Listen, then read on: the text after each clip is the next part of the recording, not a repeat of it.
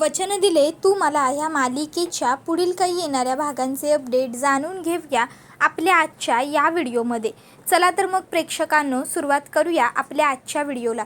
तर इथे आपण पाहणार आहोत की कशा पद्धतीने आता इकडे ऊर्जाच्या नादी लागू पाहणाऱ्या विक्रांतला शौर्य चांगली अद्दल घडवणार, तर दुसऱ्या बाजूला इकडे आता पुन्हा एकदा विजयाला ऊर्जाचा राग येणार। आता नेमकं कसं कसं आणि काय काय घडतं ह्या सर्व गोष्टींचे अपडेट आपल्या व्हिडिओमध्ये सविस्तर पाहूया। तर इकडे आता विक्रांत नेमका कुठे आहे हे शोधून काढा असं शिर्केंनी पाटोळेंना सांगितलेलं असतं। आता शिर्केंनी सांगितल्याप्रमाणे पाटोळेंनी काम करायला सुरुवात सुद्धा केलेली असते। आता शिर्के यांना पाटोळे येऊन सांगतात की साहेब, विक्रांत साहेब हे त्यांच्या काही मित्रांबरोबर आपल्या फार्म हाऊसवरती आहेत। त्याबरोबर आता त्यांना विचारतात कुठल्या फार्म हाऊसवर, त्याबरोबर आता पाटोळे सांगतात की आपलं जे चेंबूरचं फार्म हाऊस आहे तिथे आहेत विक्रांत साहेब। त्याबरोबर शिर्के लगेचच म्हणतात ठीक आहे, चला मग चेंबूरच्या फार्म हाऊसवर जाण्याची तयारी सुरू करा। त्याबरोबर पाटोळे विचारतात साहेब, मला ह्यावेळी तुमच्या मनात काहीतरी वेगळं आहे असं वाटतंय। शिर्के म्हणतात की बरोबर ओळखता तुम्ही मला पाटोळे, एवढी वर्ष माझ्याबरोबर राहिलात त्याचा फायदा झाला म्हणायचा। काय आहे माझ्या मनात ते कळेलच तुम्हाला खूप लवकर। असो, चला चला जायला उशीर व्हायला नको, निघूया आपण। आणि मग पाटोळे आणि शिर्के हे दोघंही निघतात। इकडे विक्रांत काही फरकच त्याला पडत नसतो, तो त्याच्या मित्रांबरोबर छान मस्त चिल करत असतो, एन्जॉय करत असतो। आणि त्यावेळी आता तिकडे शिर्के पोहोचले आहेत हे विक्रांतला माहीत नसतं। विक्रांत या सर्व गोष्टींपासून आता मस्त अलिप्त असतो, तो एन्जॉयमेंटमध्येच खूप बिझी असतो। तर त्यावेळी तिकडे विक्रांतचा एक मित्र येतो आणि विक्रांतला सांगतो, विकी तुला माहीत आहे का, अरे तुझे डॅड इथे पोहोचलेले आहेत। त्याबरोबर विक्रांत म्हणतो काय, त्याबरोबर त्याचे दुसरेही दोन मित्र असतात, त्याच्यापैकी एक जण येऊन म्हणतो की हो, इकडे तुझे बाबा पोहोचलेले आहेत विक्रांत, हे बघ। आणि ते खूप जास्त रागातही दिसत होते। आता आम्हाला असं वाटतं की तुझं इथे थांबणं सेफ नाही आहे, नाहीतर सरळ तू एक काम कर, तू सरळ त्यांच्या समोर जा आणि त्यांची माफी मागून मोकळा हो, सगळा विषय क्लोज करून टाक, जा जा माफी मागून घे जा। त्यावेळी विक्रांत म्हणतो, ए गपरे, माफी आणि मी तुम्हाला वाटतं काय मी कोण आहे? अरे विक्रांत शिर्के, मी विक्रांत शिर्के, माफी वगैरे मागणं आपल्याला जमत नाही, मी निघतो इकडनं। जर इकडे येऊन त्यांनी विचारलं की मी कुठे आहे तर सांगा तुम्हाला माहीत नाही म्हणून, कारण आता मी इथून कुठे जाणार आहे हे कोणालाच माहीत नसणार आहे। आणि ज्यानी कुणी त्यांना ही बातमी पोहोचवली आहे ना मी इथे, त्याला जिवंत सोडणार नाही आहे हा विक्रांत शिर्के, एवढं लक्षात ठेवा। एवढं बोलून विक्रांत तिकडनं निघतो। ऊर्जा आता राधिका केसवरती काम करण्यासाठी गेलेली असताना आता विक्रांतची गाडी त्याच भागातून चाललेली असते। विक्रांतला ऊर्जा दिसते। विक्रांत म्हणतो, ह्या ऊर्जा शिंदेला तर मी सोडणार नाही, मी हिला, हे जे काही सुरू आहे ना हे सगळं हिच्यामुळे होत आहे। हिच्यामुळे मला माझ्या बापापासून लपवाछपी खेळावी लागते, हिच्यामुळे माझं तीर्थाबरोबरचं लग्न थांबलं, हिच्यामुळे मला एवढा सगळा त्रास सहन करायला लागतोय। ऊर्जा शिंदे तुझं तर मी, असं म्हणून आता जो विक्रांत असतो तो ऊर्जाच्या अंगावरती धावून जायचं ठरवतो। आणि आता ऊर्जा ही पाठमोरी उभी असताना विक्रांत आता मागून येतो आणि ऊर्जेच्या खांद्यावरती हात ठेवतो। असा अचानक भर बाजारात आपल्या खांद्यावरती हात कोणी ठेवला हा प्रश्न ऊर्जाला पडतो आणि ऊर्जा पटकन मागे फिरतच असते, तोपर्यंत तिच्या खांद्यावरचा हात बाजूला होतो आणि मागून जोरजोरात मारामारीचा आवाज येतो। ऊर्जा मागे बघते तर शौर्य विक्रांतला मारत असतो, बेदम कुत्र्यासारखा बडवत असतो। विक्रांत, हिम्मत कशी झाली तुझी भर बाजारात माझ्या बायकोच्या खांद्यावरती हात ठेवण्याची, जहागीरदारांच्या सुनेच्या खांद्यावर हात ठेवलास, शौर्य जहागीरदारच्या बायकोला हात लावलास, असं म्हणत आता मस्त शौर्य विक्रांतची कुटाई पिटाई धुलाई एकदम जाम करत असतो। आजूबाजूची लोक तुफान गर्दी करून हे सगळं बघत असतात। आता विक्रांत सुद्धा शौर्याला मारायला हात उचलतो खरा, पण विक्रांत नशेत असल्यामुळे विक्रांतला शौर्याला काही करणं जमत नाही। शौर्य म्हणत असतो, आधी नशा उतरवून घे आणि मग माझ्या जवळ ये, माझ्या समोर ये, चल निघ। आणि मग आता शौर्य विक्रांतला तिकडनं हकलवून लावतो। आता तिकडनं हकलवून लावल्याच्या नंतर मग आता आजूबाजूची जी लोक तमाशा बघायला उभी राहिलेली असतात, शौर्याला त्यांचा सुद्धा राग येतो। शौर्य म्हणतो, काय चाललंय, जेवण वाढलं इथे, त्याबरोबर मग आता आजूबाजूची लोकंसुद्धा आसपास असतात ती पांगतात. त्यानंतर शौर्य ऊर्जाच्या जवळ येतो. आता शौर्य खूप जास्त संतापलेला असतो. शौर्य म्हणत असतो त्या विक्रांतने आज फक्त तुला काही करायला हवं होतं बायको, मग बघितलं असतं त्याला की मी त्याचं काय केलं असतं ते. त्याबरोबर ऊर्जा शौर्याला म्हणते, शौर्य प्लीज प्लीज रिलॅक्स, अरे शांत हो, काय चाललंय काय तुझं आणि किती संतापलायस तू, एवढं रागवण्यासारखं काहीही झालेलं नाहीये, प्लीज शांत हो. हे बघ त्या विक्रांतने मला काहीही केलेलं नाहीये, मी एकदम व्यवस्थित आहे, आय एम सेफ. शौर्य कळतंय का तुला, प्लीज प्लीज शांत होशील का जरा. त्यावेळी शौर्य म्हणतो त्याची हिंमत तरी आहे का माझ्या बायकोला काही करण्याची, त्याची लायकी नाही आहे माझ्या बायकोच्या समोर उभं राहण्याची. त्यावेळी ऊर्जा म्हणते हो हो शौर्य तू शांत हो बरं. त्यावर ऊर्जाने शांत हो असं म्हटल्यावर शौर्य म्हणतो ऊर्जा ते सगळं तर ठीक आहे, पण मला सांग तू ठीक आहेस ना, त्या विक्रांतने तुला काही केलं तर नाही आहे ना, नाहीतर मी त्याला जिवंत सोडणार नाही. त्यावेळी ऊर्जा म्हणते शौर्य बास, अरे काय बोलतोस तू, हे वकील आहोत आपण पेशाने आणि तू ही अशी कायदा हातात घेण्याची भाषा कसली करतोस. आणि हे बघ रिलॅक्स हो, त्या विक्रांतने मला काहीही केलेलं नाही आहे, अरे त्याची लायकी आहे का मला हात लावण्याची, तूच म्हणालास ना आता तू त्याला इतकं मार मार बदडलायस ना, मलाच काय कुठल्याच मुलीला हात लावण्याचा विचारही तो मनात करणार नाही. तर दुसऱ्या बाजूला इकडे हर्षवर्धनला एक फोन आलेला असतो. हर्षवर्धन म्हणतो शाबास, तुम्ही तुमचं काम अगदी चोख केलेलं आहे, तुम्हाला तुमचे ठरलेले सगळे पैसे मिळतील, लवकरच मिळतील, तुम्ही पैशांची काळजी करू नका, फक्त आता त्या ऊर्जा शिंदेला तुम्ही पुन्हा दिसणार नाही याची काळजी घ्या. त्यानंतर हर्षवर्धन फोन कट करतो. आता हर्षवर्धन त्याच राधिकाजवळ बोलत असतो ज्या राधिकाने ऊर्जाला सांगितलेलं असतं की आमच्या चाळीमध्ये घाण रसायनी पाण्याचं एक पाईपलाईन खोललेला आहे आणि त्यामुळे माझ्या मुलीच्या दोन्ही किडनॅप फेल झालेल्या आहेत, निकामी झालेल्या आहेत.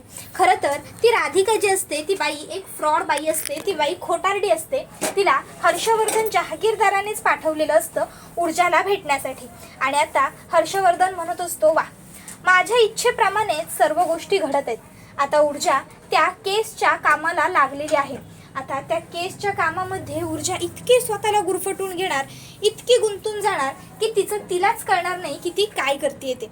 पण ह्या सगळ्यामध्ये ती एक गोष्ट विसरते की तिने हर्षवर्धन जहागीरदारांबरोबर सामना घेतला होता. आता हा हर्षवर्धन जहागीरदार तिला कुठल्या पातळीपर्यंत फसवू शकतो हे अजून तिला माहिती पडलेलंच नाही आहे. तिला वाटतंय की ती खूप काहीतरी चांगलं काम करते, कोणाला तरी न्याय वगैरे मिळवून देण्याचा विचार करते, पण खरं तर तिला हे माहीत नाही आहे की तिने कोणतं मोठं संकट स्वतःवरती ओढावून घेतलं. आता एका खोट्या फ्रॉड केसवरती काम करत असलेल्या ॲडव्होकेट ऊर्जा शिंदे यांचं लायसन लवकरच रद्द होणार आहे आणि ते त्यांना माहीतही नाही आहे असं म्हणत हर्षवर्धन मोठ्याने हसतो. थोडक्यात काय, हा सर्व हर्षवर्धनने ऊर्जाच्या बाबतीत रचलेला एक काळाकुट्ट कट असतो.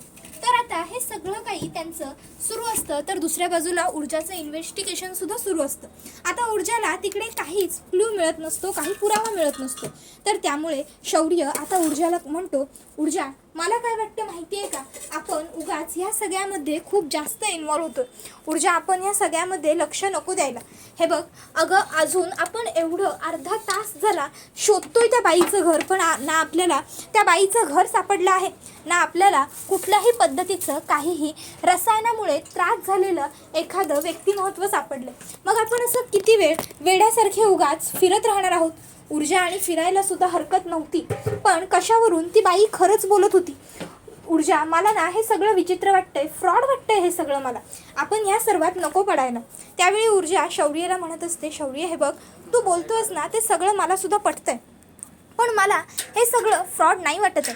अरे कुठली बाई अशी असू शकते जी आपल्या मुलीच्या नावावरती हे एवढं मोठं खोटं बोलेल. त्यावेळी शौर्य म्हणतो ऊर्जा अगं आजच्या काळात पैशासाठी लोक कुठल्याही थराला जातात, काहीही आणि कितीही खोटं बोलू शकतात.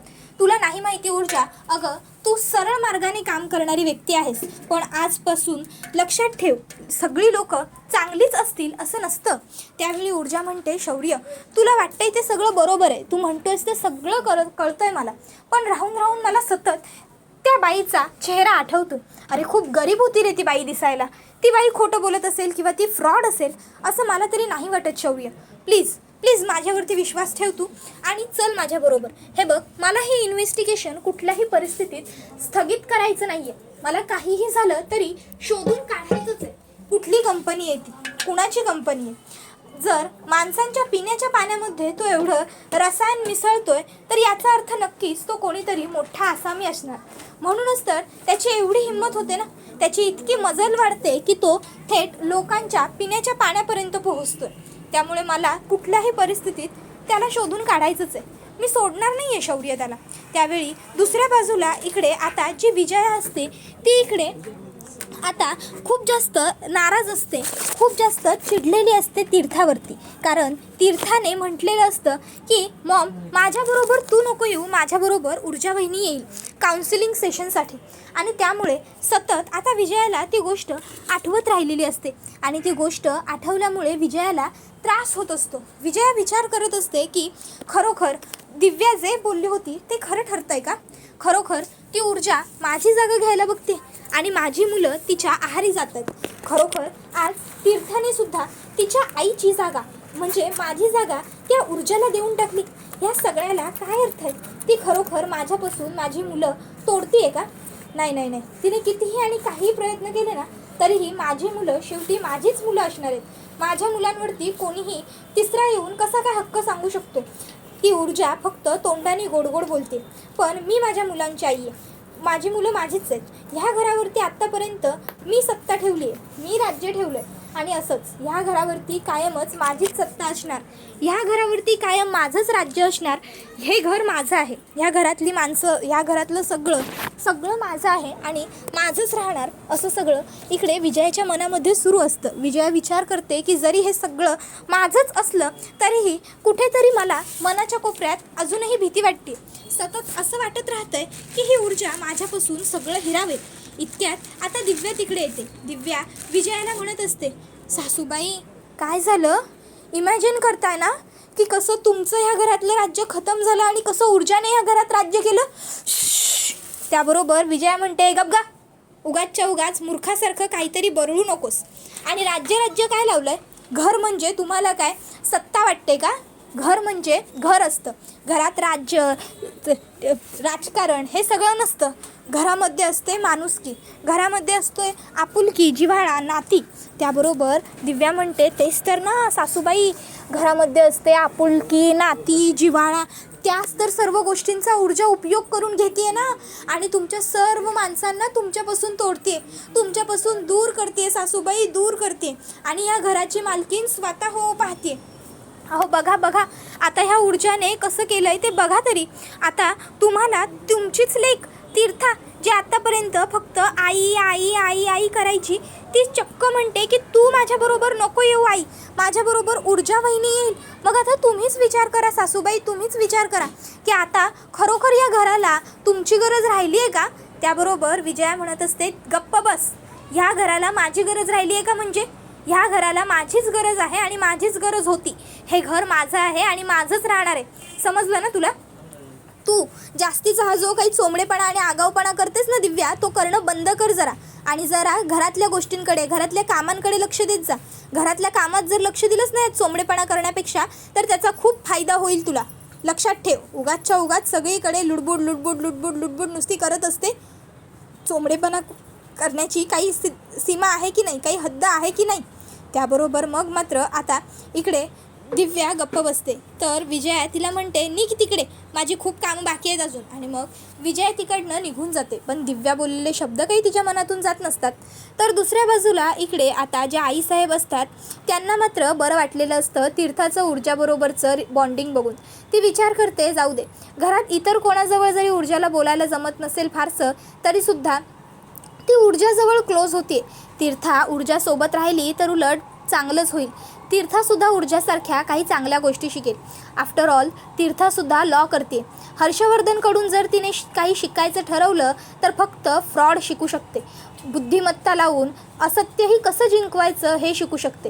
पण जर ऊर्जाच्या बाजूने ती राहिली तर जिंकायचं कसं, याबरोबर सत्याला जिंकवायचं कसं हेही ती शिकू शकते. उलट बरं आहे, तीर्था ऊर्जाच्या सोबत राहिली तर तिला 4 गोष्टी चांगल्या समजतील, चांगल्या शिकता येतील. ऊर्जाकडे पाहिलं ना की मला माझाच भूतकाळ वाटतो. मी ऊर्जाकडे बघताना माझीच जुनी मी पाहतेय असंच भासवून घेते.